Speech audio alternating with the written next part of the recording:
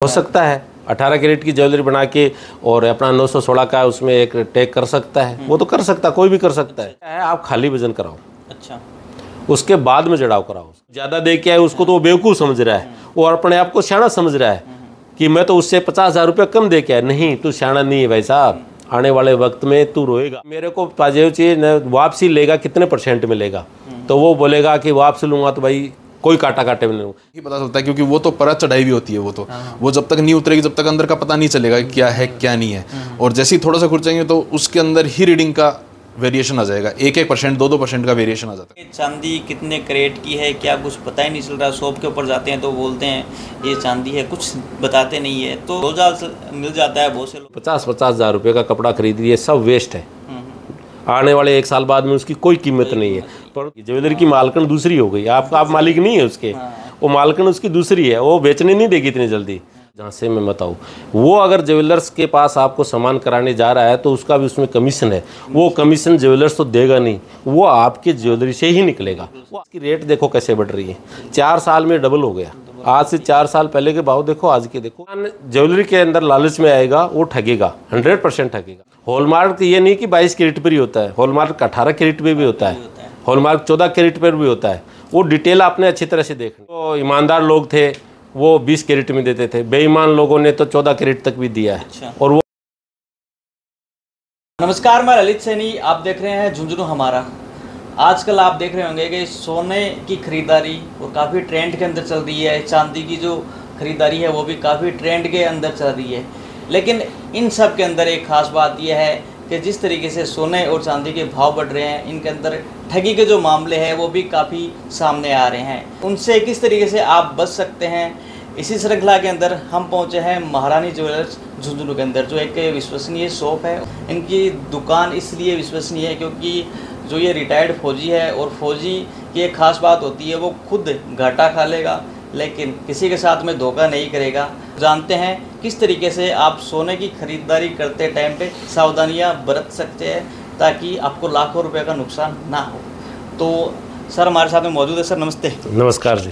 हाँ, तो सर सबसे पहले तो आपका इंट्रोडक्शन दे दीजिए। सिग्नल कोर जो इंडियन आर्मी की एक कम्युनिकेशन कोर है, उससे मैं 26 साल नौकरी करके रिटायर हुआ हूँ। रिटायर होने के बाद में मेरे को 4 साल पहले इस धंधे में आया। इस धंधे में आने मेरी स्टार्टिंग बेसिक जो हुई वो मैन्युफैक्चरिंग से हुई। तो मैंने जाना इसके बारे में, बाज़ार में मैंने 2.5-3 साल लगाया। उसमें मैंने देखा कि इसमें बहुत प्रकार की चीटिंग होती है।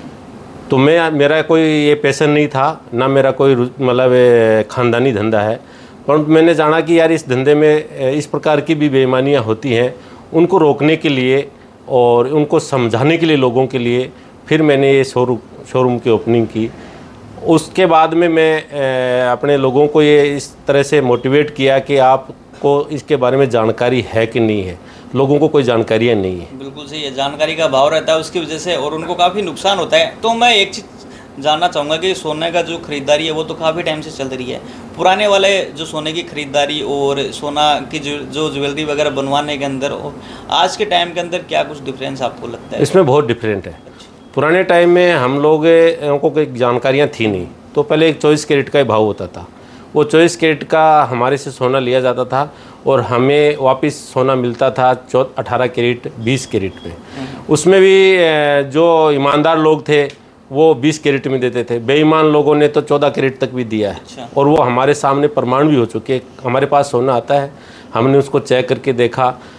तो इसमें क्या है कि लोगों को जानकारी नहीं थी। लोग मतलब आपका 100 ग्राम सोने का काम करके देता था तो वो 20 ग्राम सोना अपने पास ही रख लेता था, कि बोलता था ये तो मेरा काटा है और मेरी मजूरी है। और उस हिसाब से अगर आज देखें तो इसमें बहुत ज़्यादा अंतर है। 20 ग्राम सोने का मतलब 2 लाख रुपए मूल्य है, जबकि आज हम सोना अगर 22 कैरेट के सोने को 100 ग्राम को करके देंगे तो 80,000 रुपये में हम तैयार करके देते हैं।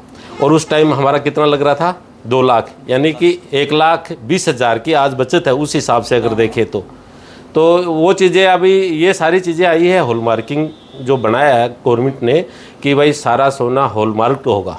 हाँ, मतलब जो कस्टमर है जिनको जानकारी नहीं है और लोग उनको ठग रहे हैं, तो उनके लिए जो सरकार ने ये नियम बनाए हैं कि भाई आखिर सोने की जो शुद्धता है उसको कैसे पहचाना जाए, तो उसके लिए और हॉलमार्क का सिस्टम अभी स्टार्ट किया है। तो पहले जैसे कुछ समय पहले हॉलमार्क ऐसे बनाए थे जो कोड वगैरह होते थे 916 थे, और अब भी कुछ एडवांस जैसे UHID ऐसे कुछ होते हैं, तो वो क्या चीज़ है? देखो पहले क्या, जब हॉलमार्किंग स्टार्ट हुआ तो कुछ लोगों ने अपना 916 लिख के ज्वेलरी पर दे देते थे, वो उनका खुद का होता था, उसमें कोई पैरामीटर नहीं था, वो कोई पर भी लगा सकता है। परंतु 17 के बाद में जो हॉलमार्किंग सेंटर हो गई गवर्नमेंट से, जो लाइसेंस के साथ जो हो गए, उनसे आप हॉलमार्किंग कराओगे ठगी नहीं होगी, परंतु आपको पता भी नहीं है कि वो कहाँ से करवा देगा। उसके बाद में गवर्नमेंट ने और सख्त कदम उठाए इसके ऊपर कि इसको ठगी से कैसे बचा जा सकते। उसके बाद में HUID एक न्यूमेरिकल कोड बनाया 6 डिजिट का। आपके पास ज्वेलर्स के पास जाते हो तो उससे पूछो कि इसका HUID कोड क्या है, और BIS की ऐप है, BIS केयर की एक ऐप है, उसको अपने मोबाइल में डाउनलोड कर लो और उसमें आप अपना सर्च करो 6 डिजिट का, तो उसमें पूरा जो ज्वेलरी का डाटा आ जाता है कि ये ज्वेलरी किस ज्वेलर्स ने बनाई, इस ज्वेलरी को जो हॉलमार्क करने वाली कौन सी हॉलमार्किंग सेंटर है, कितने तारीख को ही, कितने कैरेट का है। हॉलमार्क ये नहीं कि 22 कैरेट पर ही होता है, हॉलमार्क 18 कैरेट पे भी होता है, हॉलमार्क 14 कैरेट पर भी होता है। वो डिटेल आपने अच्छी तरह से देखनी है। अच्छा। तो उसमें वो सारी डिटेलें आएंगी जो आप उसको चेक कर सकते हो। तो लोग क्या करते हैं कि थोड़ा सा पैसा बचाने के लिए कि बोला अगर नहीं GST नहीं देंगे हम तो HUID नहीं कराएंगे, तो लोग जो 25 लाख रुपया खर्च कर रहा है उसको 70,000 रुपया खर्च करने में दिक्कत आ रही है। और वो 70,000 एक अच्छे काम के लिए जा रहा है, वो सरकार के पास जा रहा है, सरकार में जाएगा तो देश की विकास के लिए आएगा। वो चोरी कर रहा है, तो जो कस्टमर चोरी कर रहा है उसकी, तो जो दुकानदार है वो भी सोचेगा कि यही चोरी कर रहा है तो मेरे को क्या दिक्कत आ रही है, तो वो भी जो देगा ज्वेलरी, तो क्या पता उसको 10 चीज़ दे, वो उसमें 8 सही दे दे, 2 में गड़ दे दे, तो कुछ नहीं बोल सकता, वो तो लालच में आ गए ना। जब भी आप इंसान कोई लालच में आता है तो वो ठगाता है।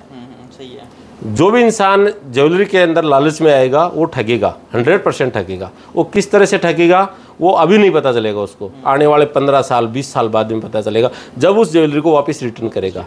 अब ये बोलते हैं कि जी हम अपनी ज्वेलरी को वापस ले लेंगे, भाई क्या पता ये अगला 20 साल तक उस धंधा करे या न करे। अभी वो टाइम निकल गया कि ये तो खानदानी काम था, तो ये तो दादा परदादा करते आ रहे हैं, नहीं, अभी ये ज्वेलरी का काम कोई भी कर सकता है। तो क्या पता उसकी ज्वेलरी का काम चले या नहीं चले, नहीं चले तो 10 साल बाद में उसका बंद हो गया, तो आपका क्या हुआ? हाँ, वो अगर मान लो कि उसमें सोने में उसमें आपको अगर 8 चीज़ बना के दी, 2 नकली दे दी आपको, तो आप तो 10 साल बाद में आओगे तो मिलेगा नहीं, दूसरा लेगा नहीं, तो आप वो 10 साल का इंतजार क्यों कर रहे हो? उसको आज ही कराओ ना सर्टिफाइड, आज ही सर्टिफाइड करा के अपनी लो। किस मेरा कहने का मतलब सस्ते के चक्कर में आप मत रहो।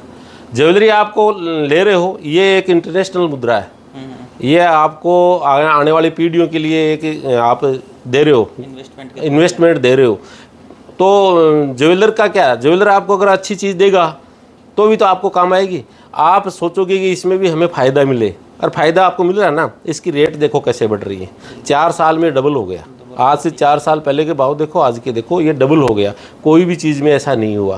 बिल्कुल सही है। और वो आपके एक स्टेटस भी है, भाई आपके मतलब कि एक ज्वेलरी लिया तो वो आपका एक स्टेटस भी, तो स्टेटस भी मेंटेन कर रहे हो और आपका पैसा भी बढ़ रहा है। तो उसके लिए आप थोड़े से पैसे के लिए, कई आदमी ऐसे भी है कि आपको 20 लाख का तो करा लिया, उसको चेकिंग के लिए नहीं जाते, ठीक है, उसको टेस्ट कराने के लिए मात्र मान लो 2,000 रुपये आपका लग भी गया टेस्ट कराने में, तो क्या दिक्कत आ गई? आपका सेटिस्फाइड तो हो गया। भाई आपने नहीं लिया फिर भी आपको उसको टेस्ट कराओ। मेरा कहने का मतलब है जो भी ज्वेलरी लो टेस्ट करा के लो। हाँ, क्योंकि कुछ एक मामले मेरे सामने ऐसे भी आए हैं जिसके ऊपर 916 की जो हॉलमार्किंग थी, जो पहले वाली थी, तो वो भी थी, उसके अंदर भी कुछ न कुछ मिस्टेक देखने के लिए मिली है। तो वो क्या कुछ कारण था उसके बारे में? हो सकता है 18 कैरेट की ज्वेलरी बना के और अपना 916 का उसमें एक टैग कर सकता है, वो तो कर सकता, कोई भी कर सकता है। वो तो चेक हुई नहीं ना, तो कर सकता है। आपको दिखा दिया जी 916 है, ले जाओ, आप समझ गए 916, आपको इतना ही ज्ञान है, उससे ज़्यादा ज्ञान है ही नहीं है आपको। मेरा कहने का मतलब ये है कि आप अगर ज्वेलरी करा रहे हो, मैं इस धंधे में आ रहा हूँ कि मैं कितने लोगों को इसमें जागरूक कर सकता हूँ, समझ रहे हो बात? मैं कितने लोगों का भला कर सकता हूँ। मैं ये चाहता हूँ कि इसमें ज़्यादा से ज़्यादा लोग हैं वो जागरूक हो और अपनी ज्वेलरी खरीदे तो सतर्क रहे, कोई भी लालच में नहीं है। दूसरा, आजकल झुंझुनू ज़िले में एक ट्रेंड और चल रहा है, आप इतना बड़ा शोरूम कर रखा है, इतने बड़े इन्वेस्टमेंट कर रखा, आपको किसी के घर जा कर के क्या बोलना है कि ज्वेलरी खरीद लो, ज्वेलरी खरीद लो? नहीं, ये गलत बात है। आप अगर आपकी इमेज है तो लोग आपके पास आएंगे कि हम भरोसे का आदमी, उसके पास जाएंगे। आप एजेंट का काम करोगे, आप दलाल बना के रखोगे मार्केट में।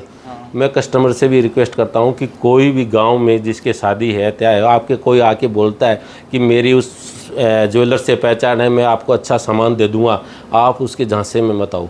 वो अगर ज्वेलर्स के पास आपको सामान कराने जा रहा है तो उसका भी उसमें कमीशन है, वो कमीशन ज्वेलर्स तो देगा नहीं, वो आपके ज्वेलरी से ही निकलेगा। वो आज पता नहीं चलेगा, आपको आने वाले टाइम में चलेगा। जो गाँव में घूम रहे हैं ना, उनके लिए मेरा ये वीडियो बनाने का मकसद है कि जनता को जागरूक करना। काम मेरे से कराए, किसी से कराए, कोई बात नहीं है, परंतु काम ऐसा कराओ जो आने वाली पीढ़ी आपको गाली ना दे। क्योंकि आज आप लालच कर दोगे, 20 साल बाद में आपका बेटा उसको चेक कराएगा, बोले 20 साल पहले तो हॉलमार्किंग चल रहा था, देखो क्या। तो मेरा कहने का मतलब यही है। कुछ एक मामले, जैसे कुछ एक चीज़ें हैं, लोग कस्टमर ये देखते हैं कि जैसे कि शॉप होती है ज्वेलरी की, उनमें मेकिंग चार्ज का ये चलता है, कोई कम लेता है, कोई ज़्यादा लेता है, तो उसमें क्या कुछ है सर? वो कम ज़्यादा क्या है रीज़न? देखो मैं आपको ये बता रहा हूँ, क्लियर कर रहा हूँ कि जो बाहर BIS है, जो ये चला रही है, BIS एक मतलब रजिस्टर्ड है, वो ये बोल रही है कि 10% से अगर कम मेकिंग ले रहा है हॉलमार्किंग में, HOD सामान में, तो ज्वेलर्स को कुछ नहीं बचता। अगर 10% से आदमी कम ले रहा है तो यहाँ आपको क्या करेगा कस्टमर भी, मैं बोलूँगा कुछ, अगला बोल देगा कुछ, भ्रमित हो जाता है। फिर वो ये ढूंढता है कि सबसे कम कौन बोले, वो दबाव भी डालेगा, तो सबसे कम बोलेगा उसी पे बुक करवा देगा। परंतु उसको ये पता नहीं है कि ज्वेलरी में पूरा शिज्जत का काम होता है, यानी कि सोना भाव बढ़ेगा, शिज्जत का भी मूल्य बढ़ेगा, तो वो इसकी रेट तो बढ़ती जाएगी। कोई आदमी सोचे कि 4 साल पहले 400 रुपये में ज्वेलरी बन रही थी ग्राम में, तो आज बन जाएगी, नहीं बनेगी। अगर आज से कोई भी तो आपको 400 रुपये में बना के दे रहा है तो आपके साथ वो चीटिंग कर रहा है, 100% कर रहा है, क्योंकि भाव 1 लाख पार हो गया। आने वाले टाइम में इसका और भी तेज़ी की उम्मीद है, ये पीछे हटने वाला नहीं है अभी। तो यही है कि आप संतुष्ट हो, वो अपनी मजदूरी रखेगा, क्योंकि उसने शोरूम चलाना है, दुकान चलानी है, अपने कारीगर को पैसा देना है, अपने लेबर को देना है, अपने सेल्समैन को देना है, अपना पूरा खर्चा चलाना है। इतने हाईटेक शोरूम बना रखे हैं जिनमें बिजली का बिल 50-50 हज़ार रुपये आ रहा है। कहाँ से आएगा वो पैसा? अगर आपसे वो लेगा ही नहीं मजदूरी, तो कहाँ से आएगा? सोचो इसके ऊपर। घर से तो देगा नहीं, घर से कोई नहीं देगा। तो आप इस सस्तों के चक्कर में, मेरा कहने का मतलब ये है कि सस्तों के चक्कर में नहीं आए। मेरा एक फिक्स सिस्टम है, मैंने ये किया कि इतने तक मैं करूँगा तो 2 रुपये मेरे को भी बचेगा, मेरे लोगों को भी आ जाएगा, उससे नीचे मैं काम करता नहीं, चाहे वो मेरे से काम कराए या ना कराए। गोल्ड खरीदते टाइम पे सावधानियां क्या कुछ रखनी चाहिए ताकि ठगी का शिकार ना हो, वो कुछ 2-4 चीज़ें हमारी ऑडियंस को आप बता दीजिए। बस गोल्ड खरीदते टाइम आपने सबसे पहले तो HOD, आप जिस भी दुकान पे जाओ उनको बोलो एक ज्वेलरी चाहिए, मुझे HOD नंबर अपना चेक कराओ। हाँ, वो चीज़ें सबसे पहले एक बार उसकी बनी हुई चीज़ों की चेक कर लो। उसके बाद में वो ऑर्डर देता है, आप ऑर्डर दे रहे हो, आप बना रहे हो। गहना बनाने के बाद में आप जितनी ज्वेलरी लेने से पहले सबके HOD चेक कर लो, अपने बिल में मेंशन करा लो, भविष्य में वो आपके काम आएगी।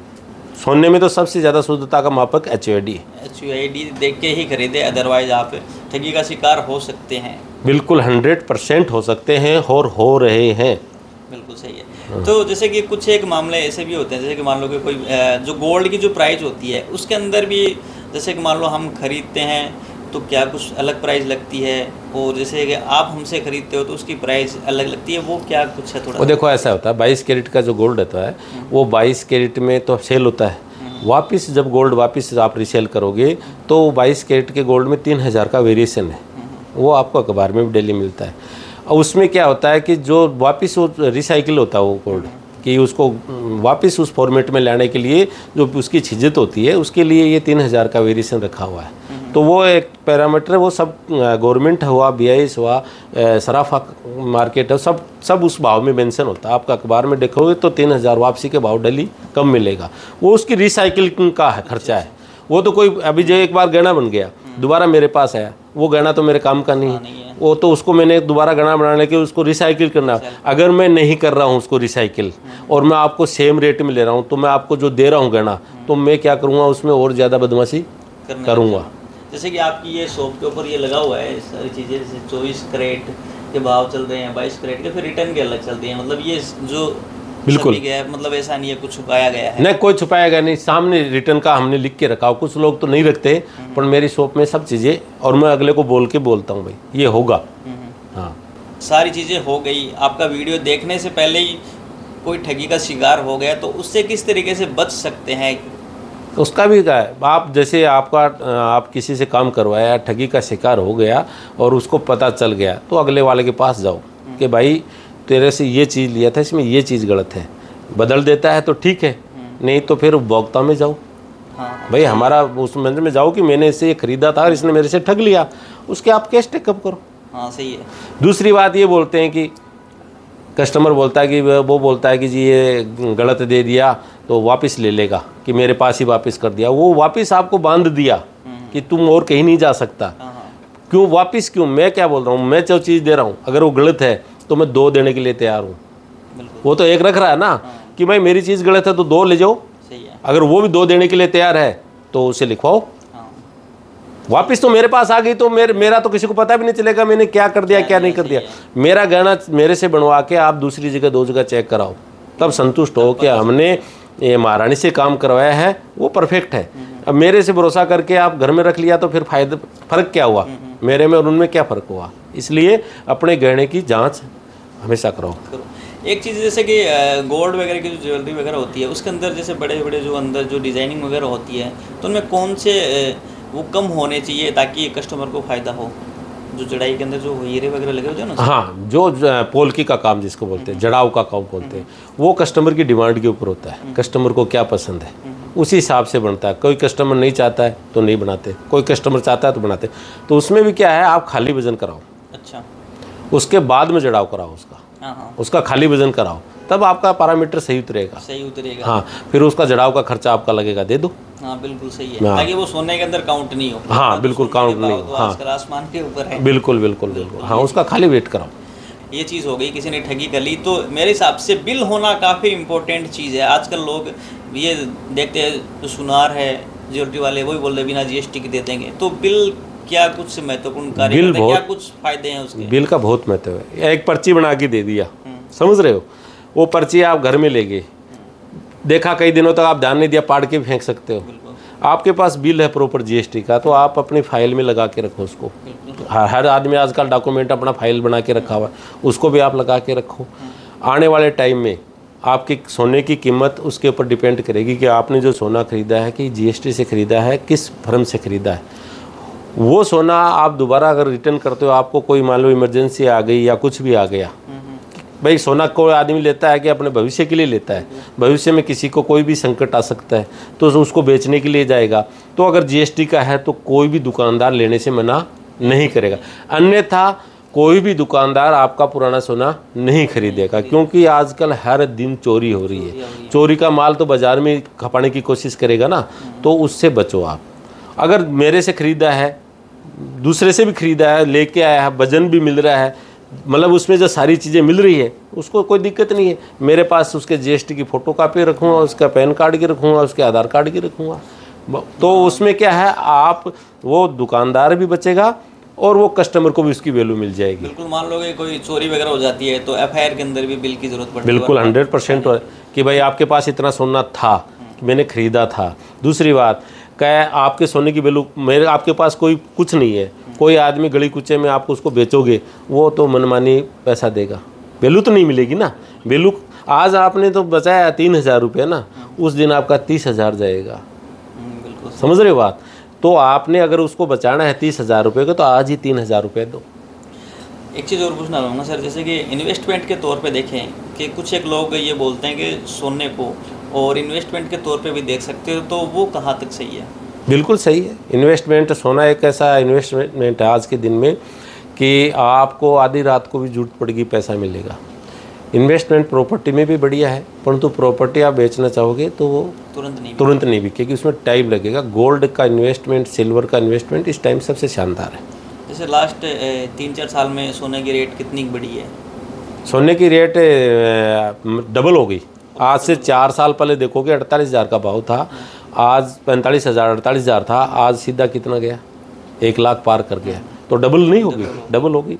हाँ, एक चीज़ और, जैसे इन्वेस्टमेंट के तौर पे जो ज्वेलरी ज़्यादा बेटर रहती है या फिर जो बिस्किट वगैरह आते हैं वो ज़्यादा बेटर है? उसमें भी 2 चीज़ें, अगर आपके पास पूरी ज्वेलरी है तो आपको सिर्फ पैसे ही इन्वेस्ट करना है तो आप 24 कैरेट खरीदो, ठीक है।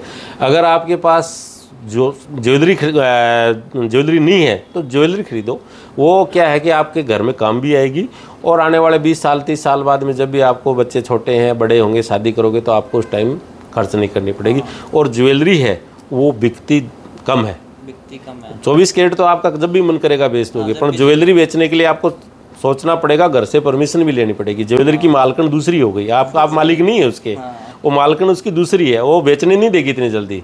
हाँ, उसको झांसे में देके जरूर आप बेच सकते हो, परंतु बोल के नहीं बेच सकते। हाँ, बाकी जैसे मान लो इन्वेस्टमेंट के तौर पे देखे, अगर ज्वेलरी ला के दे दी तो मैडम खुश है, तो भाई ज्वेलरी आ रही है और साथ में इन्वेस्टमेंट भी हो रहे हैं। बिल्कुल बिल्कुल।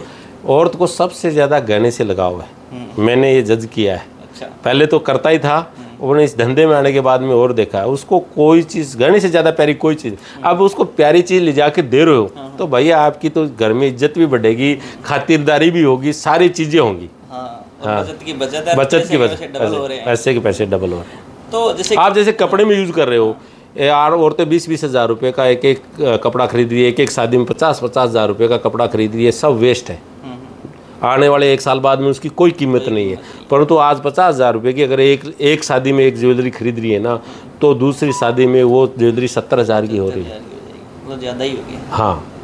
तो एक चीज़ और पूछना चाहूँगा कि जैसे कि आप 3-4 सालों से हैं और कुछ सोने के अंदर कुछ ठगी का कुछ ऐसा मामला आपने आया है बहुत बड़ा, जो आपने पहली बार सुना होगा इससे बड़ी ठगी आज तक नहीं हुई है? आया है बिल्कुल। कुछ लोग है ना, एक बंदेल का काम चलता है, बंदेल का, सोने के ऊपर बिल्कुल ऐसी पॉलिश आती है, वो बड़े बड़े शहरों में तैयार होती है और वो आते हैं शोरूम पर के जी ये पुरानी ज्वेलरी ले लो और नहीं दे दो, और ज्वेलर्स भी देखता है कि यार ये तो सही है, उसको इतना ध्यान से देता नहीं और वो लेके निकल जाता है। वो देख रहा पुराना दे रहा, ले रहा है नहीं, उसको प्रॉपर चेक करके लो। आप मान लो कि आज आपके पास आया और आपने उसको एक अमेल ही बेच दी, एक पुरानी अमेल दे गया मान लो, उस अमेल में आपको बचा नहीं 20,000 रुपया और वो अमेल चेप गई आपको 3 लाख रुपया 4 लाख रुपया, तो वो कैसे भरेगा? बिल्कुल ऐसे हुआ है। तो इसमें जैसे कि किस तरीके से पता कर सकते हैं कि भाई ये नकली है? बिल्कुल मशीन में ले जाओ, चेक करो, और आपको जैसे मशीन में क्या है, सारी चीज़ें हम चेक करते तो पता चल जाता है कि ये थोड़ा सा डिफेक्ट आ रहा है ना, बाकी देखने पे पता नहीं चलता। देखने पे पता नहीं चलता। तो उसमें जैसे सोने किस तरीके से वो करते हैं कि भाई ये सोने का ही है, ऊपर क्या कुछ लगाते हैं? और सोने का 22 कैरेट का जोड़ लगाते हैं। अच्छा, हाँ, तो वो देखने में पता नहीं चलेगा, वो बिल्कुल नहीं चलेगा। तो सर ये तो हमने बात कर दी सोने की। अब जो सबसे मेन चीज़ है चांदी के अंदर, आजकल लोग ये बोल रहे हैं कि चांदी कितने कैरेट की है, क्या कुछ पता ही नहीं चल रहा। शॉप के ऊपर जाते हैं तो बोलते हैं ये चांदी है, कुछ बताते नहीं है। तो इसके अंदर भी कुछ जैसे झोल झाल मिल जाता है बहुत से लोगों के, मेरे जो रिलेटिव्स वगैरह हैं उन्होंने बताया कि हमारे साथ में ठगी हो गई है। बिल्कुल। तो उसको किस तरीके से बच सकते हैं वो थोड़ा सी बताओ। देखो, सोने में HUID आ गया, चांदी में हॉलमार्किंग आया नहीं, तो चांदी की प्योरिटी के हिसाब से आप खरीदो। आप दुकान पर जाते हो, उसको बोलो चांदी की लास्ट प्योरिटी 92 है।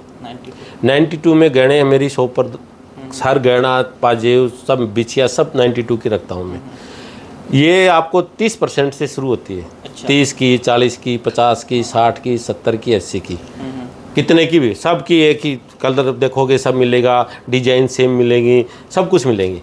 आपको बोलेगा जी इसके ऊपर मैं आपको मेकिंग भी नहीं लूँगा, आपको दे रहा है 40% 50% की, क्या करेगा मेकिंग लेके? वो तो आपको चांदी 40% कम दे रहा है। तो आप उसको क्वेश्चन करो जाते ही कि भैया ये 90% की वाली है कि नहीं है आपके पास, तो दुकानदार अपने आप लाइन पर आ जाएगा। उसको आप बोलो उसको कि मेरे को पाजेब चाहिए, वापसी लेगा कितने % में लेगा, तो वो बोलेगा कि वापसी लूँगा तो भाई कोई काटा काटे में नहीं लूँगा। अब दिया आपको 80% की, दोबारा आएगा तो आपको दे देगा 70 की, तीसरी बार आओगे दे देगा 60 की। क्यों काटेगा वो? आपको 4 साल तक तो ऐसे घुमाता रहेगा, उसके बाद में आधे में काट कर आपको ले लेगा। ऐसा केस आए हैं इसमें क्या आप सीधे बोलो ना जाके कि भाई मेरे को 92 वाली ज्वेलरी दो। हाँ, चांदी में सही है। मान लो कि एक पाजेब हो गई, वही 10,000 की पाजेब है, उसको 5 में भी दे देगा, सेम दिखने वाली है वो। बिल्कुल, क्योंकि उसमें प्योरिटी का फर्क है, 100% वाले की ज़्यादा 90 जो बता रहे हो उसकी ज़्यादा आएगी, और वो है इसमें मिक्स आइटम रहेगा तो नकली मानो एक तरह से। मेरे पास तो आते हैं, प्राइस का वेरिएशन आता है ना? मेरे पास तो आते हैं, मशीन में चेक करता हूँ, रोज़ देखता हूँ ये चीज़ें। तो सर जैसे मतलब ये है कि प्राइस की तरफ आप और ध्यान दो अगर कोई भी ज्वेलरी वगैरह खरीदते हैं तो प्योरिटी के ऊपर, कि प्योरिटी कितनी है, क्योंकि प्योरिटी ही सारा गेम है इसके अंदर। प्योरिटी से छेड़छाड़ करके ज्वेलरी को कम ज़्यादा किया जा सकता है। अगर शुद्ध ज्वेलरी है तो जो प्राइस तो लगेगी, सीधी सी बात है, क्योंकि उसमें जो चीज़ें हैं। देखो सर, लेबर लगेगी, लेबर बढ़ भी रही है। जो आदमी आज 4 साल पहले मेरे पास जो कारीगर 10,000 रुपये में काम कर रहा था, उसकी 20,000 रुपये होगी। तो जो 4 साल पहले ज्वेलरी की पाजेब की जो रेट में बेच रहा था, वो भी आज उसी रेट में बेच रहा है, तो कैसे पॉसिबल है भाई? लेबर बढ़ी है ना, हर चीज़ में बढ़ रही है। इनको बनाने के लिए तो कारीगर तो अपनी लेबर तो ले गए ना, अब काम तो पूरा लेबर का है। मैं तो आपको चीज़ दे दिया, प्योरिटी दे दिया, अब मैं आपको लेबर नहीं लूँगा तो कितने दिन तक नहीं लूँगा?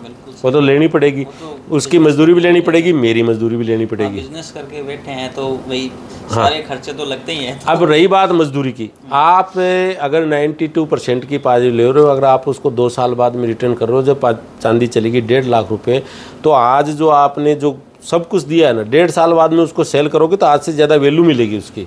अगर आप 50% की लिया तो वापस वही जितना दिया उतना भी नहीं बनेगा।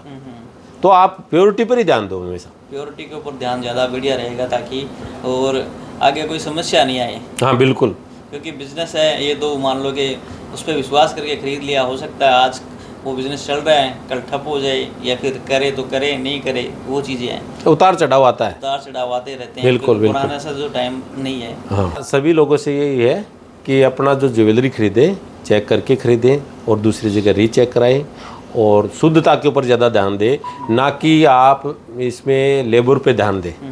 जनता भी क्या कर रही है कि मेकिंग पर ज़्यादा ध्यान दे रही है, शुद्धता को भूल रही है। जहाँ मेकिंग डाउन मिली वहीं तो एंट्री हो जाते हैं, फिर वो सब चीज़ें भूल जाते हैं कि ये मेरे को क्या दे रहा है क्या नहीं दे रहा। वो ये मन में लड्डू फूट रहे हैं कि मैं तो उससे 50 वाले एक पड़ोसी 50,000 रुपये ज़्यादा दे के आ गया, एक पड़ोसी 50,000 रुपया, तो वो जो ज़्यादा दे के आए उसको तो वो बेवकूफ़ समझ रहा है, वो अपने आप को सियाना समझ रहा है कि मैं तो उससे 50,000 रुपये कम दे के आया। नहीं, तू सियाना नहीं है भाई साहब, आने वाले वक्त में तू रोएगा। सही है। हाँ, अब एक चीज़ और पूछना चाहूँगा, कोई ऐसे भी मान लो कि आपके कुछ खास आदमी हो, अरे इस तरीके का उन्होंने धोखा खाया हुआ हो, तो ऐसी भी कोई घटना है कि आपके साथ में जो घटी हो? बिल्कुल घटी है सर। मेरे पास आया है, उसका आधा किलो का काम करवाया उसने, चेक कराने के लिए आया, 8 चीज़ सही थी, 2 चीज़ नकली थी। बोला क्या करूं, मैंने उसको रास्ता बताया ऐसे चेंज कर, वो गया, उसने कैसे भी करके अपना चेंज करा लिया। उसको दोबारा वो लगी, गड़ाई तो लगी, कोई बात नहीं, परंतु उसकी चीज़ तो सुधर गई। तो ये केस मेरे एक रिश्तेदार के साथ हुआ है। हाँ, फिर उसको बाद में उस टाइम पे तो उसने ये सोचा होगा कि भाई जो भेड़ा जी है ये तो ज़्यादा ले रहे हैं मेरे से। हाँ बिल्कुल बिल्कुल, नहीं हम ज़्यादा भी नहीं, हमें एक अपना वही मार्जिन लेके चल रहे हैं कि ज़्यादा भी नहीं और कम भी नहीं, यानी कि जनता को भी नहीं ज़्यादा लगे और मेरा भी उसमें काम हो जाए। मेरा फिक्स काम है, मैं उससे कम नहीं होता। सही है, वो तो खर्चा भी निकालना। अभी जैसे कि आपने बताया कि हमारे पास एक टेस्टिंग जो मशीन है वो भी है, तो उसके बारे में मैं जानना चाहूँगा, उसके बारे में उसमें किस तरीके से आप चेक करते हैं वो सारी चीज़ें, वो हमारे साथ में सर हैं, ये बताएंगे। ये एक्सपर्ट है। नमस्कार। तो सर आपके पास में एक जो गोल्ड टेस्टिंग मशीन है, तो उसके अंदर ओनली गोल्ड ही चेक करते हो या फिर कोई भी? नहीं, गोल्ड और सिल्वर दोनों चेक हो सकते हैं उसमें। हाँ जी। उस वो मशीन किस तरीके से काम करती है? उसके अंदर ये रहता है कि उसकी स्किन, गोल्ड के अंदर स्किन और जो उसको जोड़ने वाला है वो 2 चीज़ चेक होती है। अच्छा। एक तो स्किन कितने की है, अगर हॉलमार्किंग की है तो 916 आएगा, और जो टांका बोलते हैं या जोड़ बोलते हैं, पहले टांका बोलते थे, अब उसको जोड़ है, वो केडियम बोलते हैं, तो वो भी 916 का आएगा, 22 कैरेट की है। तो जो पुरानी ज्वेलरी होती थी उसके अंदर जो स्किन आती थी वो कम आती थी, कोई की 80 आती थी, कोई की 90 आ रही है, कोई कितनी आ रही है, और जो उसका टांका आता था वो आता है, किसी का 40 आ जाता है, किसी का 50 आ जाता है, कोई बढ़िया काम करके दिया है तो उसका 70 75 भी आया हुआ है। तो ये चीज़ रहती है। अच्छा, तो जैसे कि आपको कितने साल हो गए ये टेस्ट करते हुए? मेरे को इसके अंदर मशीन लाए हुए हमारे 1 साल हो चुका है। कुछ एक ऐसी भी ज्वेलरी है क्या कि जो आपको देखने में लग रहा हो कि यार ये तो प्योर है, उसके बाद में वो नकली निकली हो? वही जो बलबीर जी ने बताया था कि बंदेज वाला जो सामान है, उसके अंदर आप अगर एक बार करेंगे, उसको टेस्ट करेंगे, तो उसके अंदर आपको वही दिखेगा, हॉल मार्किंग का ही पैरामीटर में आएगा। लेकिन अगर आप उसको कई अलग अलग जगहों पे चेक करते हैं, अलग अलग जगह चेक करेंगे, तो वो अलग जगह अलग अलग रीडिंग देगा वो। तो उसके अंदर उससे पता चलता है कि जैसे जो जोड़ है उसमें वो अलग दिखाएगा, दूसरा जोड़ अगर चेक किया उसमें अलग दिखाएगा, तो उससे वो पता चलता है कि ये चीज़ है। और फिर प्रॉपर अगर उसको टेस्ट करना होता है तो वो खुरच के ही होता है, वो प्रॉपर खुरचने के बाद में ही पता चलता है, क्योंकि वो तो परत चढ़ाई भी होती है, वो जब तक नहीं उतरेगी जब तक अंदर का पता नहीं चलेगा कि क्या है क्या नहीं है। और जैसे ही थोड़ा सा खुरचेंगे तो उसके अंदर ही रीडिंग का वेरिएशन आ जाएगा, 1-1%, 2-2% का वेरिएशन आ जाता है उसी में। अच्छा, जैसे कोई ऐसे बड़ा आइटम भी हो उसके अंदर मान लो उसको गलाया हो तो उसके अंदर कुछ जैसे एक्स्ट्रा कुछ जो मिक्स वाले जो आइटम है नकली निकल के आते हैं, ऐसा भी कुछ मामला है क्या आपका? वो अभी जो यही चीज़ है इसके अंदर तो कि जैसे बंदेज वाला सामान उसका कुछ भी नहीं कह सकता कोई कि कितना परसेंटेज है, उसके अंदर तो कुछ भी निकल सकता है, क्योंकि वो अंदर उसने क्या बना रखा है क्या नहीं बना रखा वो प्रॉपर पता नहीं है, जब तक वो गलेगा नहीं जब तक कुछ भी नहीं कह सकता। 22 कैरेट हॉलमार्किंग का जो सामान है वो गलेगा, वो हॉलमार्किंग का ही वो मतलब जो रहेगा 916 का ही प्योरिटी रहेगी। जो पुराने सामान थे उसके अंदर ये रहता था कि स्किन आपको दे दी 90%, 95% या 80% जितनी की भी दी है उन्होंने, उसके बाद में उसने उसमें टाँका डाला 30% का या कितने का, तो वो अपन नहीं बता सकते कि उसने अंदर कितना टाँका डाला है। वो जब तक गलेगा नहीं, जब तक उसका एक गलाने के बाद एक ढाली नहीं बनेगी उसकी, तब तक अपन नहीं बता सकते उसके अंदर कितना % है कितना नहीं है। एक बार ढाली बनने के बाद तो सारा का सारा सेम एक्यूरेट वो बताएगा कि इसके अंदर इतना % है, 50% है, 60% है, 70% है, वो पूरा एक्यूरेट बताएगा कि इतना % है। सही है, मतलब ज्वेलरी का बाहर से देखने पे कुछ पता नहीं है, बाहर से देखने पे कुछ पॉलिश कर दी बढ़िया तरीके से। अब उसको तो अगर मशीन के ऊपर लेके जाएंगे तो ही पता चलेगा कि भी आखिर के अंदर इसके अंदर क्या कुछ कितनी शुद्धता है, क्या चीज़ें। मशीन के ऊपर जाने से ही पता चलेगा, चाहे वो सोने की हो चाहे वो चांदी की हो। अच्छा। उसके अंदर हाँ, तो सर एक चीज़ अभी बलबीर जी आपके पास में आते हैं, एक जैसे कि एक्सचेंज पॉलिसी होती है, पुराना देकर नया सोना लेकर जाते हैं, तो वो क्या कुछ है, वो आपके पास में अवेलेबल है, उसको किस तरीके से? नहीं, पुराना तो जैसे कोई हमारा परिचित आदमी है, जानकार है, उसी का ही जैसे उसने शादी ब्याह करनी है तो पुराना सोना उसका बना हुआ है, तो उसको हम मशीन से टेस्ट करके लेते हैं जितना उसका वैल्यू है। पहले क्या है, हमें मशीन लाने की जरूरत क्यों पड़ी? अच्छा। समझ रहे हो कि हमें तो पता नहीं कि ये पहले का आइटम है 80% में है कि 75 में है, 70 में। हमने एक आईडी से ले लिया, क्या पता अगले कस्टमर को घाटा हो गया, क्या पता हमें 20,000 का घाटा हो गया।